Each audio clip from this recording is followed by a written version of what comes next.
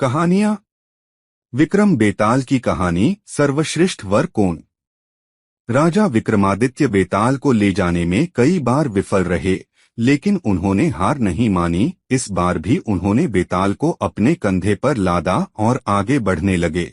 हर बार की तरह इस बार भी बेताल ने राजा को नई कहानी सुनाई। जानिए क्या थी वो कहानी और राजा ने कहानी से जुड़े बेताल के सवाल का क्या जवाब दिया। एक बार की बात है, उज्जैन शहर में एक राजा राज करता था। उसका नाम वीरदेव और रानी का नाम पद्मा था। उन दोनों की एक बेटी थी रूपमती।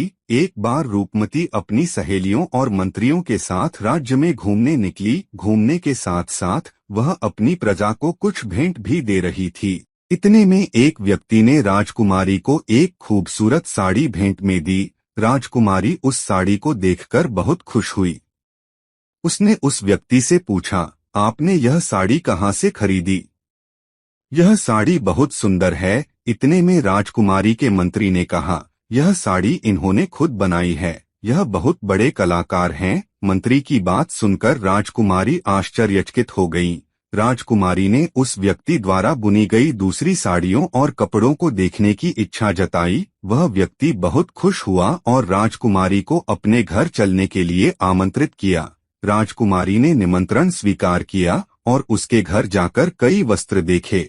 वह बहुत खुश हुई और बोली, मन कर रहा है यहीं रुक जाऊं और आपसे यह कारीगरी सीखूं। इतना कहने के बाद राजकुमारी अपनी यात्रा पूरी करने के लिए फिर निकल पड़ी। राजकुमारी थोड़ी आगे बढ़ी ही थी कि आगे से एक व्यक्ति आया और उसने राजकुमारी और उनकी सहेलियों को कहा कि आगे पेड़ के नीचे शेर है। राजकुमार चौंककर उस व्यक्ति से पूछा, आपको कैसे पता चला? आपने देखा है क्या? उस व्यक्ति ने कहा, नहीं राजकुमारी, मुझे मेरे पक्षी दोस्त ने जानकारी दी है। राजकुमारी फिर चौंकी। उन्होंने पूछा, क्या आप पक्षियों से बातें करते हैं? तो उस व्यक्ति ने जवाब दिया कि उसे पक्षियों, जानवरों और पानी में रहने वाले जीवों की भाषा आती है। राजकुमारी यह सुनकर काफी खुश हुई और चिड़ियों और जानवरों की भाषा सीखने की इच्छा जताकर उन्हें महल आने के लिए आमंत्रित किया। उस व्यक्ति ने कहा, ये पक्षियां और जानवर ही उनका परिवार है, वो महल कैसे आ सकते हैं? तो राजकुमारी ने उसकी बात का मान रखते हुए कहा, कभी भविष्य में मौका मिला तो वह खुद उनके पास यह भाषा सीखने आएगी। इतना कहकर वह आगे बढ़ गई। यात्रा लंबी थी। यात्रा करते करते राजकुमारी की तबीयत खराब होने लगी। राजकुमारी को वैद्य के पास ले जाया गया। उस वैद्य ने राजकुमारी को उनके यहाँ आराम करने को कहा और जड़ी बूटी दी। उस दवा के सेवन से कुछ ही घंटों में राजकुमारी ठीक हो गई। राजकुमारी ने उस वैद्य का धन्यवाद किया। वहां बैठे अन्य मरीजों ने वैद्य के बारे में राजकुमारी को कई बातें बताई कि वो कैसे सबकी सेवा करते हैं और उनकी दवाइयों से कई लोग ठीक हो गए हैं। ये सब सुनकर राजकुमारी ने वैद्य को कहा, आप बहुत अच्छा और पुण्य का काम कर रहे हैं। मेरा भी मन है कि मैं भी दूसरों की ऐसे ही सेवा करूं। फिर राजकुमारी अपनी यात्रा पूरी करने आगे निकल पड़ी। वह थोड़ी दूर ही गई थी कि उसका पैर जानवरों के लिए बिछाए गए एक जाल में फंस गया। राजकुमारी मदद के लिए चिल्लाने लगी। उसकी सहेलियां और मंत्री भी मदद के लिए पुकारने लगे। इतने में एक वीर ने अपनी सूझबूझ और तीरंदाजी से राजकुमारी को जाल से बाहर निकाला। राजकुमारी खुश हुई और उसने वीर का धन्यवाद किया। साथ ही उससे दोबारा मिलने की इच्छा जताकर वहां से चली गई। इसके बाद राजकुमारी लंबी यात्रा के बाद महल लौट आई। घर लौटने के बाद राजा ने उन्हें बताया कि आसपास के राज्यों से राजाओं और राजकुमारों के रिश्ते आने लगे हैं।